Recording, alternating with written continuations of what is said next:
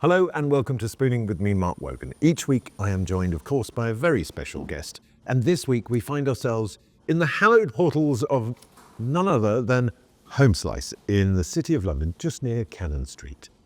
I have a vested interest, I have to admit. It's mine.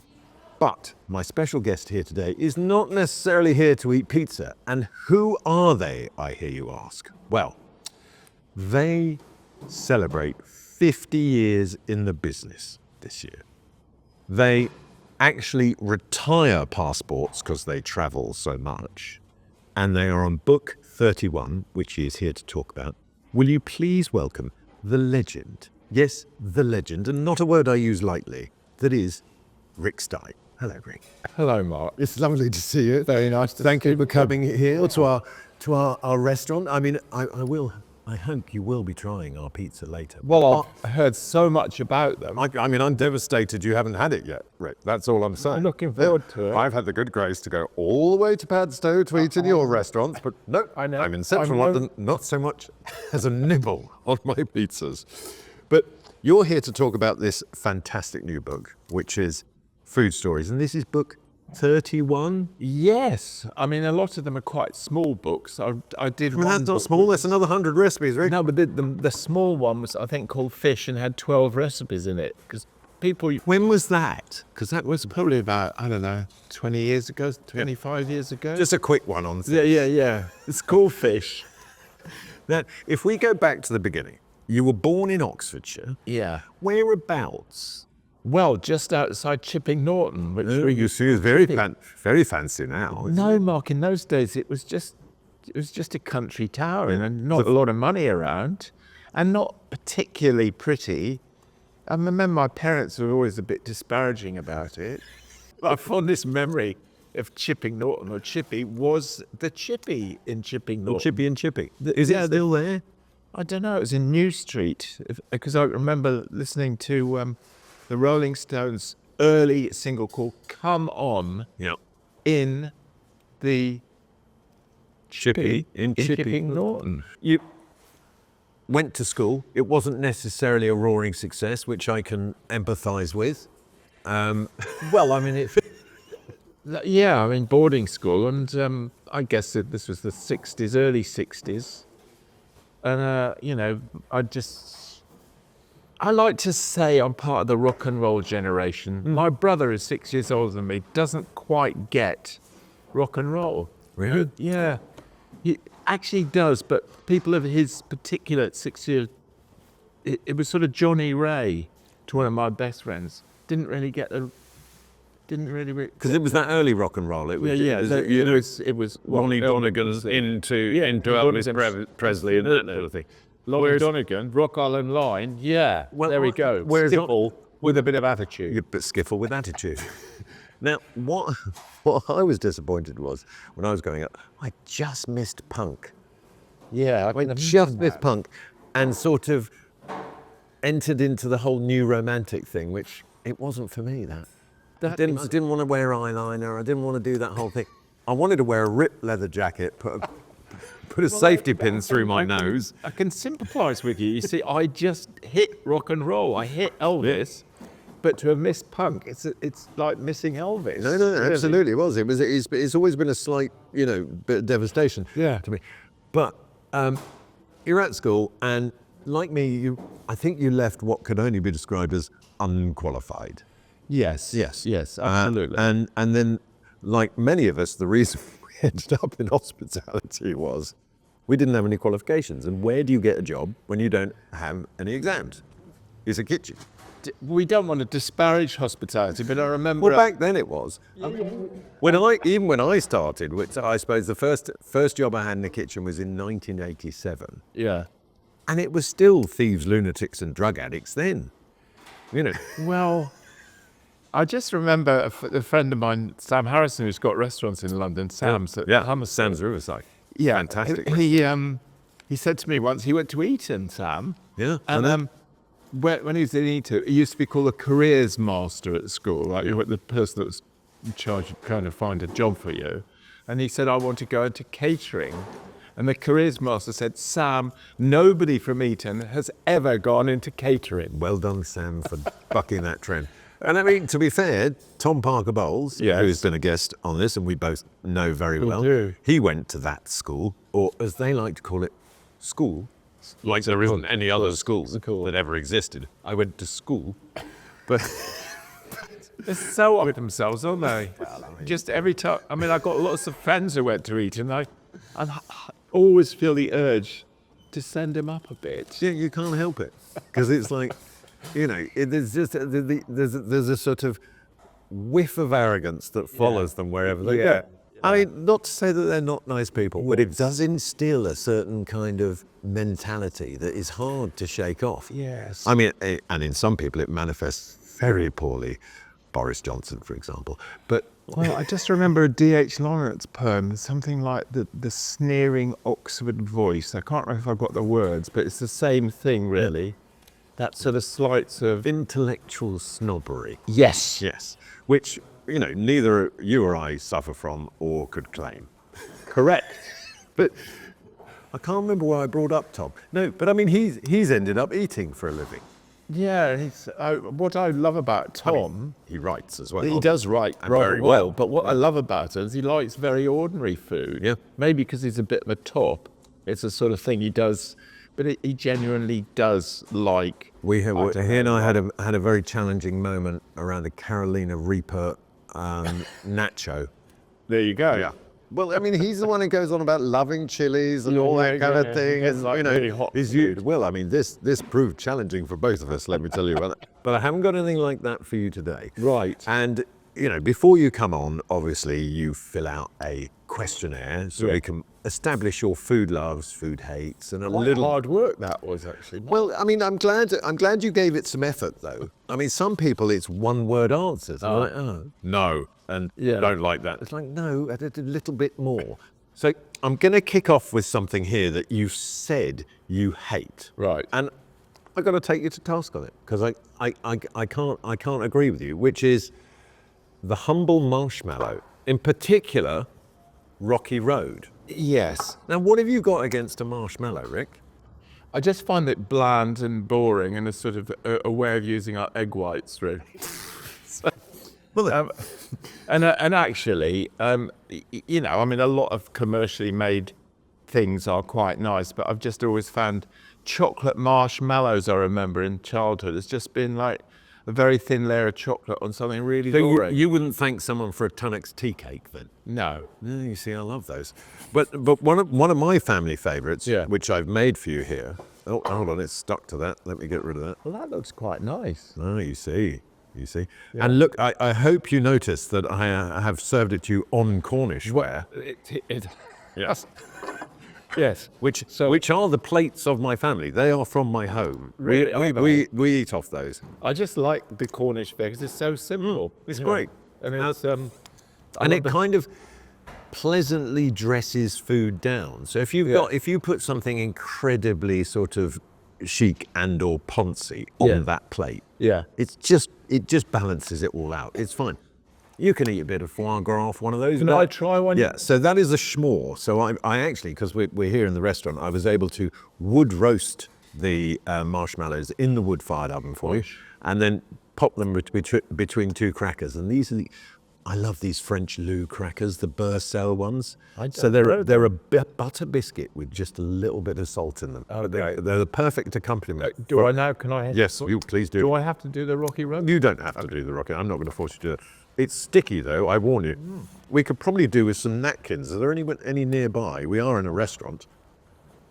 Don't all jump at once. Do you know this? Yeah. You know the French dish il flottant? Yeah. It tastes like il flottant, Yep. which is exactly what it is. Well, because it's got the caramelization where normally you throw the spun sugar over the top of it. Yes. That you've got il flottant without any of the fat, and you've got the creamy buttery thing that you'd kind of almost get. You're right. The custards, they are really good. They're so good, those. They're not a dunker. Just to be clear, they're not a biscuit to dunk. No. They're very delicate. They'll end up in the bottom of your tea like that. But I just think, marshmallows, I didn't, with the greatest of respect to your time in the industry and on this earth, Rick, I couldn't let you malign a marshmallow, because that's the whole thing. This podcast is, there's no such thing as a bad ingredient as long as you do the right thing with it. Well, I think that's what you've done. I'm sorry, I'm just going to have a bit more. He's having more. Yes. We have success. It's extraordinarily nice. I still don't know that I like chocolate on it, though. Well, no, some people like, they do a version of this biscuit with a bit of chocolate on it, but it just then becomes too claggy. Sorry, there are things going off in the background here, so excuse the noises. I think it was just a commercial version, really, and I've never, But it is very sticky, so you probably need one of those. Yeah. But what I want to talk about is, so you finish school, you start with a nightclub. Yes. This is a difficult part of my life. I could probably find it easier to explain any other part of my life, but a nightclub, right? So roughly it's 1972, without giving away too much, you're in your early 20s. Yeah. And I mean, I can understand the attraction of thinking, I'm going to open a nightclub. But in Padstow, it's hardly a hotbed of nightlife at that stage. Well, no, I mean, it's just extraordinary, really. I mean, why would there be a nightclub in Padstow? It's sort of really hard to explain. I mean, I've often said it's a bit like finding an opera house up the Amazon, in the 70s. But there was one there. I think it might have had something to do with money laundering or something like that. Heaven knows. We draw a veil over why it was there. And it was described, it's called the White House Club, and it was described as the most exclusive exclusive nightclub out of London's West End. And did it live up to that moniker? Because it was mostly full of drunk fishermen, wasn't it? Well, I mean, I mean, it was. I mean, I took it over because I had a mobile disco called the Purple Tiger. And this is a bit I found very hard to explain why the Purple Tiger. Why would you come up with a name like that? But that's what I called it. Okay. And I wanted to find a sort of den for the Purple Tiger. So this nightclub, which was on sale relatively, I suppose, quite cheaply, really. I think it cost 65 or 75,000 for the whole building, like a 3-story ex-granary. And I wanted to sort of open a club and appeal to sort of early, like 20-year-olds, 25-year-olds, and play lovely music, disco music, and it all romantic and fun. Because you do love your music. I love my music. Big passion of yours. Now, if we go, that nightclub then became the eponymous seafood restaurant, is it correct? In about 1975? Yes. I mean, what happened was, and that's actually a Cornish comedian called Jethro who used to start his stories with, what happened was, we were at clubs, so it's supposed to sort of have people that, recommended you to come in the club, and you couldn't be a member unless you were recommended and seconded. Right. But we needed the money fast because we had no working capital, so we just let everybody in, right? Including not necessarily ne'er-do-wells, but a lot of local fishermen, right? Who, bearing in mind that the license in this early 70s went on till 1 o'clock in the morning, they weren't used to it. They weren't used to drinking till 1 o'clock at the rate of several pints per, maybe 5 pints, 10 pints per hour. Very good for business, terrible for retaining your license. Oh, it's funny. So they were just awful fights. So were you DJ, bouncer? Yeah, I was both DJ and bouncer, actually. And my bouncing capabilities were pretty bad, But I fancied myself as a bit of a knuckler, as the Aussies. A bit of a knuckler? Knuckler. But I was terrible at it. Well, good. I mean, I always think of myself as more of a lover than a fighter. Well, yeah. Subsequently, I would like to say I've joined you, but in those days, I thought I was armed. Like to get stuck in. But that bit then became the restaurant. Yeah. And it's you sort of just threw yourself in and thought, well, I'm going to open a restaurant. I've got great sort of product just there, coming in a boat every day.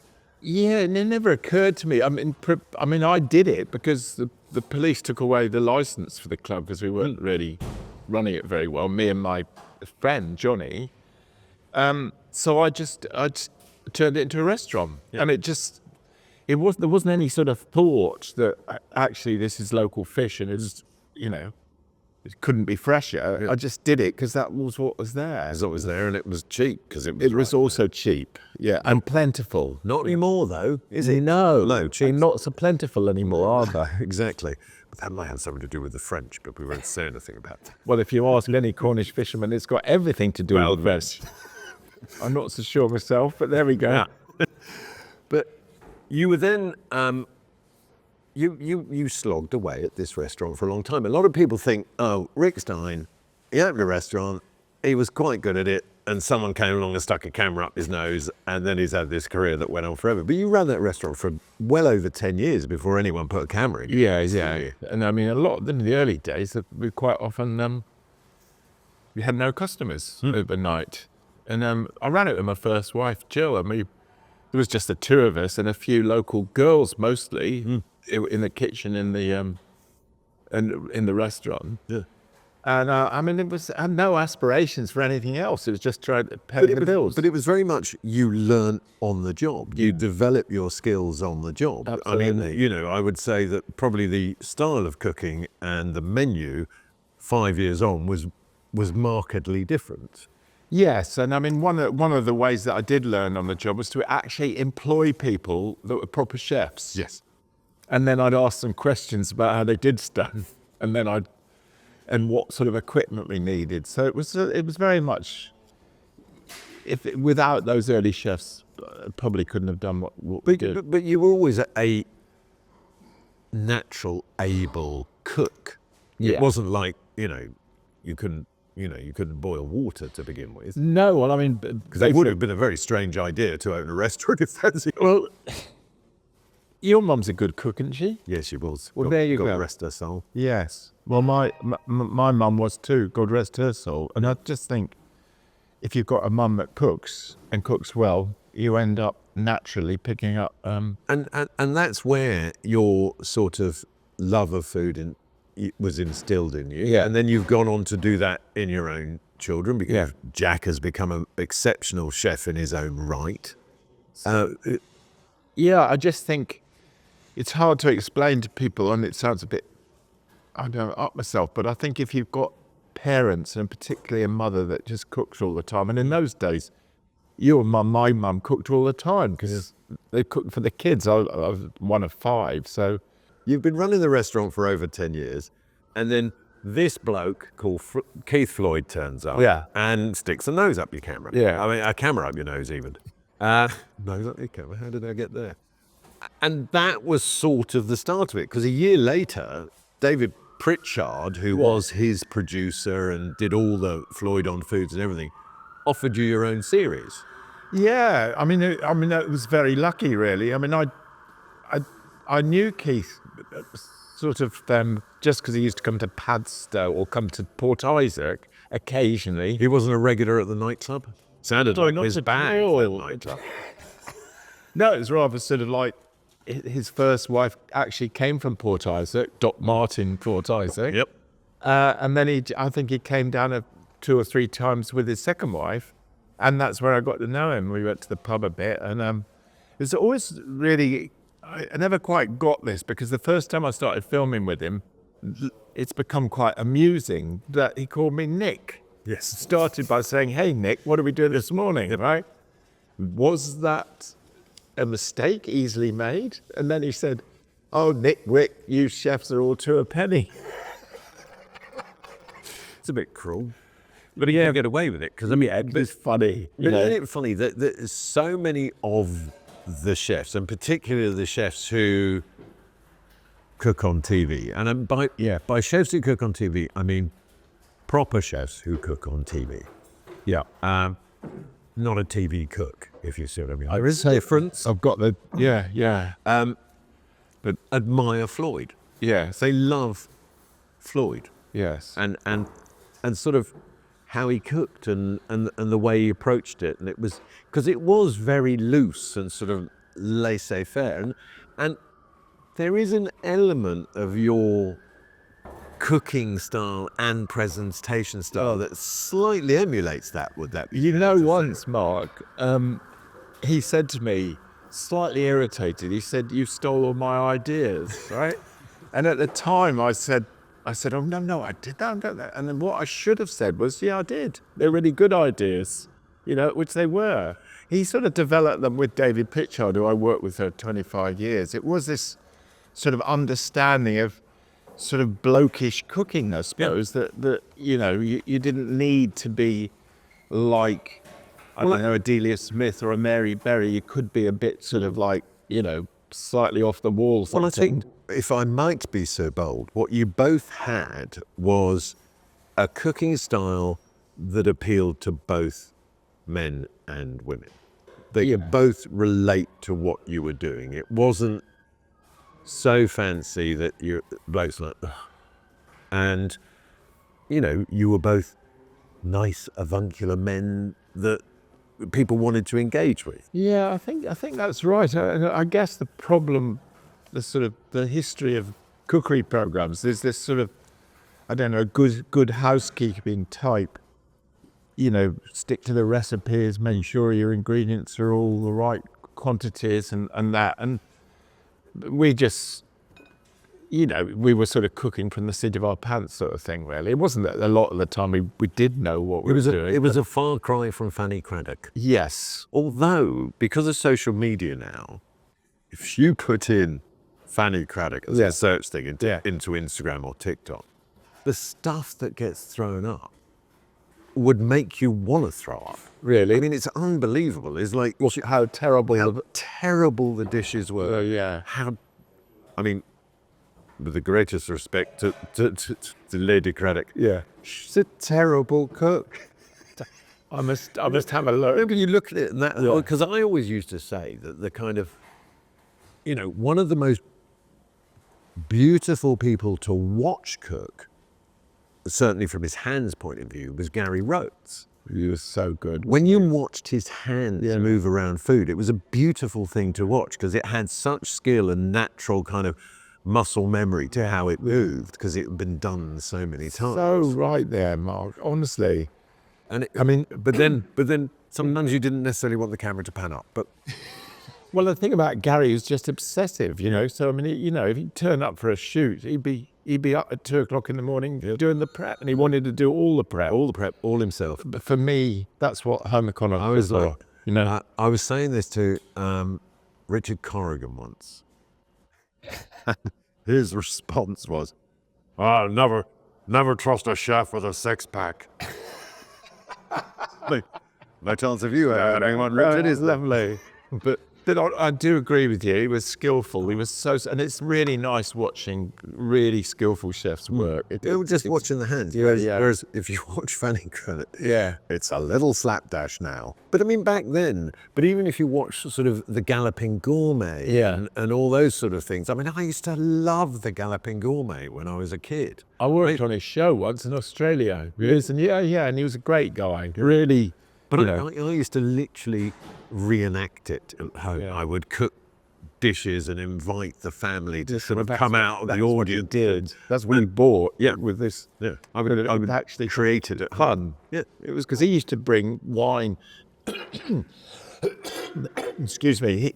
He used to bring wine into the studio, German wine, because that was all the rage in the 60s.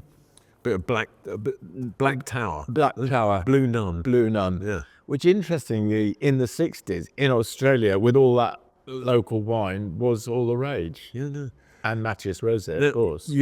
Obviously, when you fill out the questionnaire, we ask you about your favourite drinks and whatever, and you said that your favourite, you said it was boring, which your favourite is a white Burgundy. Yes. And obviously we run on a shoestring budget, and I know the kind of white Burgundies you enjoy, so that's why we've got water today.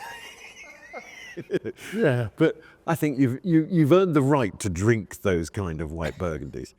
Obviously your seafood restaurant is the one that you're originally known for. But you've now got, 8 Is it 8 restaurants?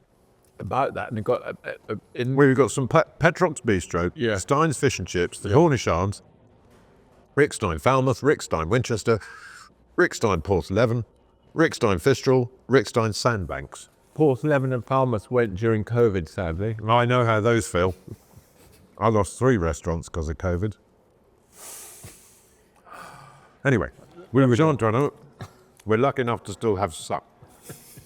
Yes. But then also you've taken yourself over to the other side of the world, to Australia, Yeah. and, you know, sort of laid down some quite significant roots there. Is that a place you've always loved? Because you've travelled everywhere. Well, yeah. I mean, I first went there when I was 19 for about a year and a half. So I got early memories, and it was a very different place then than it is now. It's become quite sort of urban, really. Whereas when I was first there, it was sort of it was a bit sort of frontierish, I suppose. Not really, but there was. It's full of people with sunburn eating casseroles because they hadn't moved on. Well, actually, some of them, and in my case, eating mince. They had mince, and not very nicely flavoured mince. Hopefully not bobotie. That's all I'm saying.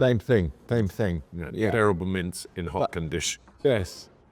But there was a sort of like, I don't know, it's one of the sort of like safest, most sort of law-abiding societies I can think of now. But in the early days, it's a bit, it's a bit sort of like, a bit wild. Yeah.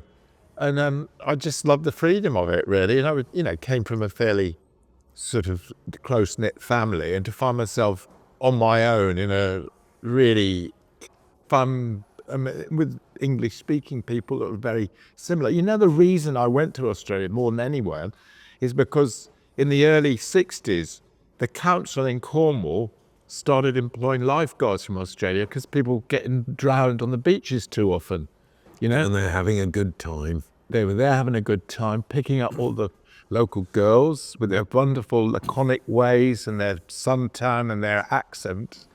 I just thought, I want to go there, see what it's like. I want a bit of that. I want to see if I can go there, turn into that, come back here and clean up. Exactly. Yeah, I guess I see you thinking. But you, as I said at the beginning, you travel so much that you just basically retire passports. They end up so full that you're like, I'm afraid I need another one. I have had to do that. You must have too, man. No, never. I don't. I haven't traveled. No one's travelled nearly as much as you. I mean, we do, because obviously Susan and I know you and the lovely Sass quite well, because we have a lot of mutual friends, and we follow Sass on Instagram, and it's every day we pick it up and go, oh, for God's sake, where are they now? With these two do they ever stay at home? I keep saying to her, look, everybody knows where we've been, Sass. It's, people seem to like it. And I keep saying, doesn't it look like it's sort of one-upmanship? People be envious. And she said, no, they like it, I think, but it is that thing. And I think, albeit because I know, I get an idea of the kind of person who reluctantly a kind of icon now status that you've achieved, that you've sort of fallen into that pantheon of people that everybody likes, nobody's got a problem with, and so they're just happy to see you having a nice time. And they, because you sort of throughout your career, what you've very gently done, I believe, is bring everyone along with you. It hasn't been like, I'm up here doing this and I'm very clever and aren't I great to be here? I quite like the fact that every so often we see you somewhere sweating profusely in linen, going, God, I'm not sure I want to eat this. You know what? I mean, it's interesting what you're saying, because David, the director I work with and love to bits, we're in India, in Kerala, and I am sweating so bad in this little bungalow where we're cooking that I keep having to change my shirt, wash one, it dries very quickly. Yeah. And I said to David, look, I just can't go on like this. I mean, what are people going to say? I'm just covered in sweat. He just said, that's you, Rick. But it is like, there's no denying it. It's obviously very hot where Rick is. Yeah. But that thing that whenever you're talking about food or talking about somewhere, definitely the viewer feels part of it. And I don't think and I think it's because it's not a conscious decision on your behalf to do it. It's just who you are. Yeah, well, I mean, I feel a bit pathetic sometimes, but I was just thinking when I was eating those grape nuts, I'm doing the same thing. I'm just thinking, I hope you like this as much as I do.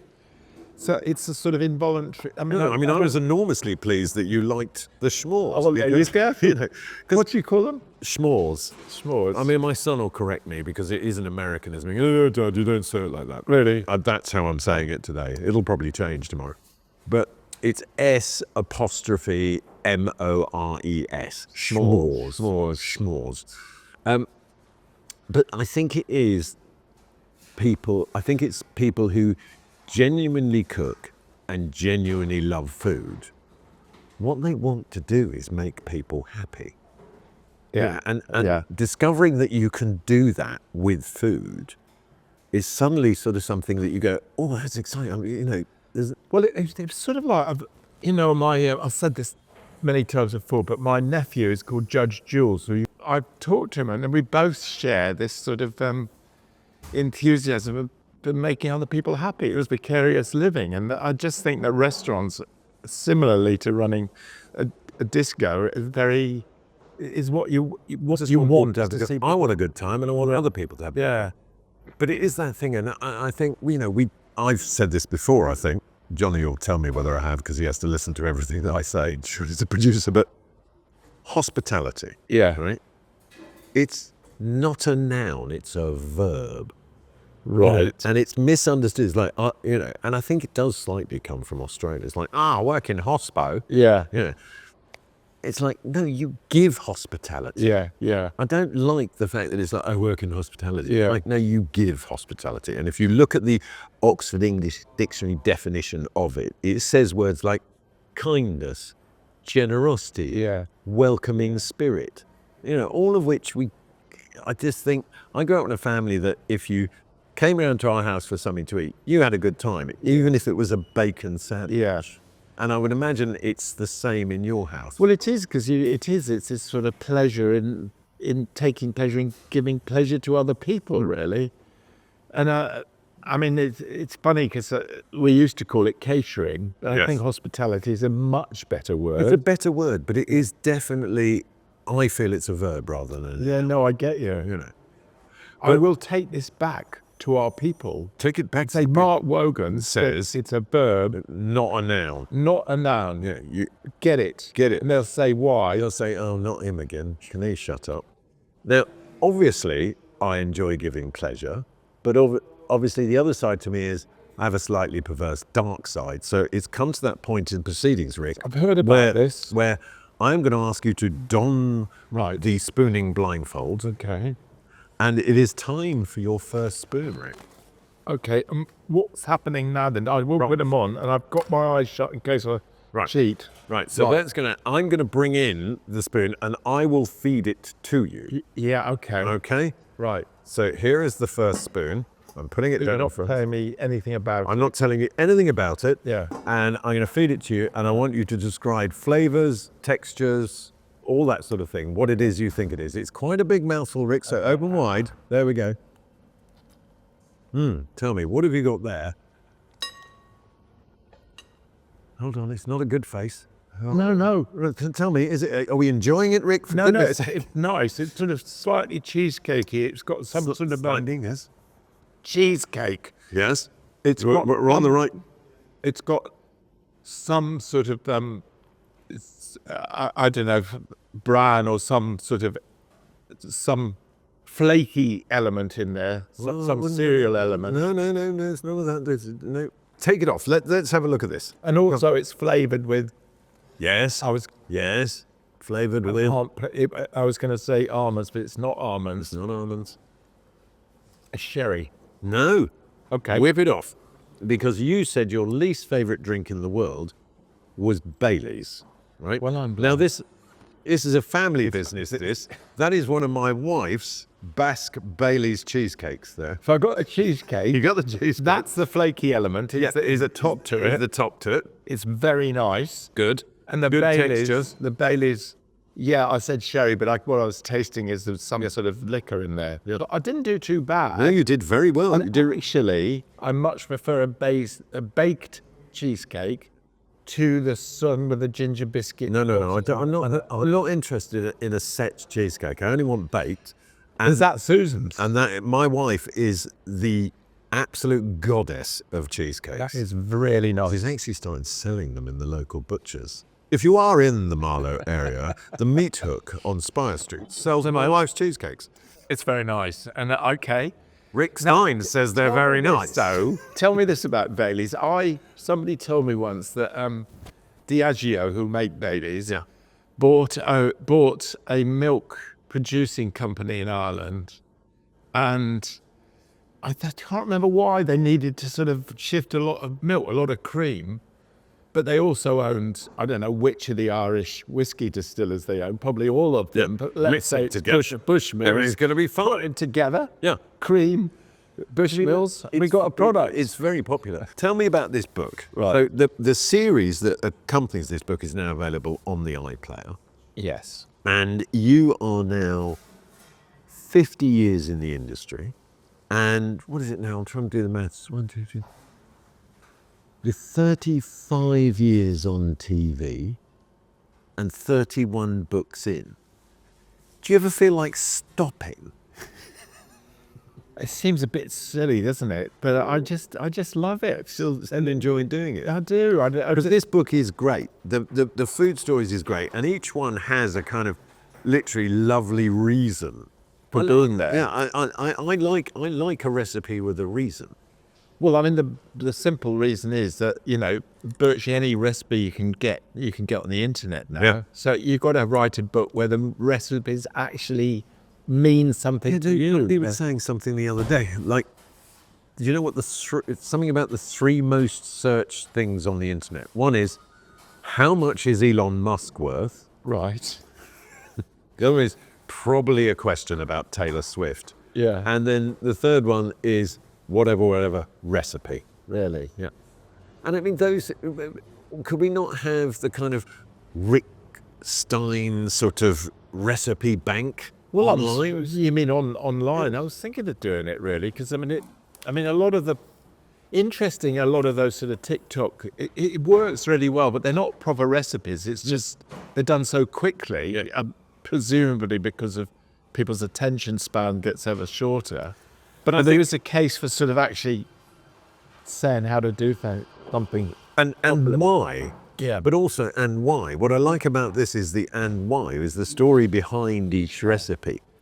And I think it's testament to your following and how you're viewed is that you still sell a lot of books. When you bring a book out, people want a book. They don't want to go, love it. Well, I'll wait for it to appear online. I mean, I remember Jamie Oliver getting very upset because I think a while ago one of his books got the PDF of one of his books disappeared. Oh, yeah. And it appeared. Yes, I remember. The whole thing before it got released. Yeah. And you can understand why he gets upset by that.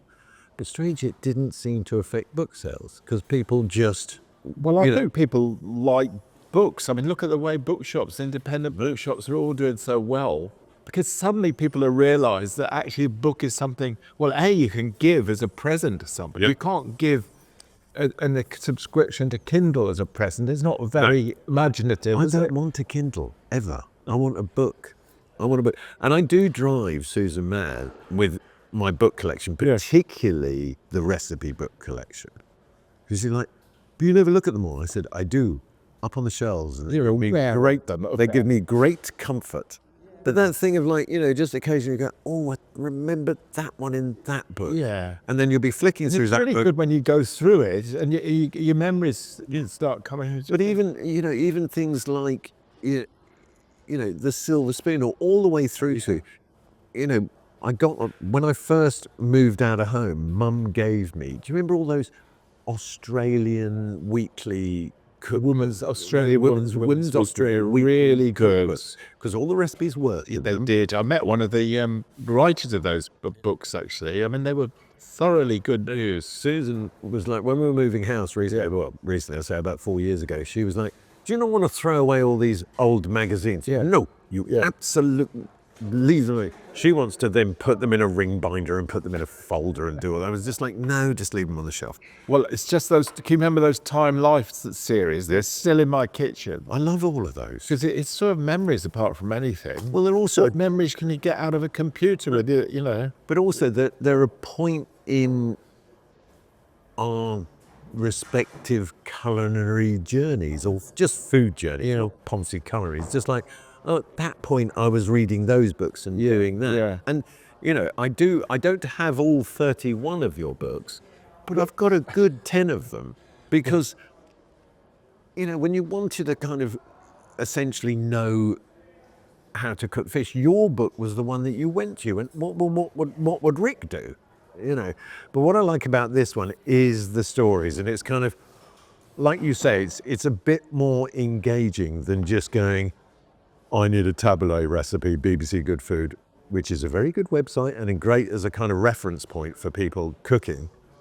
But I'm just a bit more involved in it. Well, the other thing is that a lot of, particularly women, say to me that they read cookbooks when they go to bed, right? And I'm thinking, well, surely they can't be interested in just a recipe. So, and I like writing, so I do write. I do lots of writing in the book, not just. Do you think there's a novel soon, Rick? Is there? Well, I don't know. I'm not very good at plots, but I did one autobiography, and Sass says I ought to do another, and I said, well, Well, how long ago was the original autobiography? Was how many years? It's about 15 years ago, I think. Quite a lot's happened since then, Rick. Well, it's a good point, a really good point, and I might have a go at it. Well, talking of points, we've reached that point where I have to give you your second spoon. Oh right, is this another? It's another blindfold for you, I'm afraid, Rick. Okay. I got this on the right way. Right.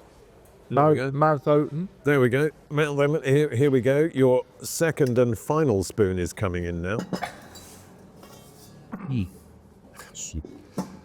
And here we go. Open wide. Open wide. There we go. Take the whole thing. There we go. Now, what have you got there? Tell me. What can you taste? What are you experiencing? That's hard. Is it delicious? Because I cooked it, Rick. It's nice. It's really Yeah, good. nice. And we're going to hear. There's some meat and a lot of cereal. I mean, like,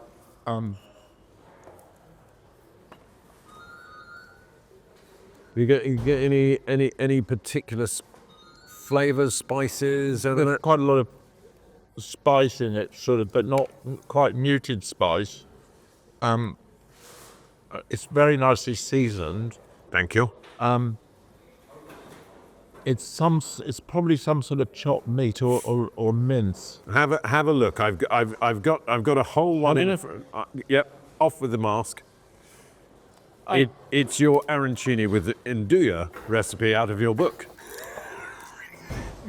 And what I loved about this was that, yes, what a lot of people don't, because when we talk about arancini balls, we're used to going into quite a nice Italian restaurant, or maybe even an Ivy cafe somewhere, and you get little arancini balls like that. That's what Italians eat arancini balls. They're, like you say, they're tennis balls size, and they're like the Italian version of a Cornish pasty. Yeah.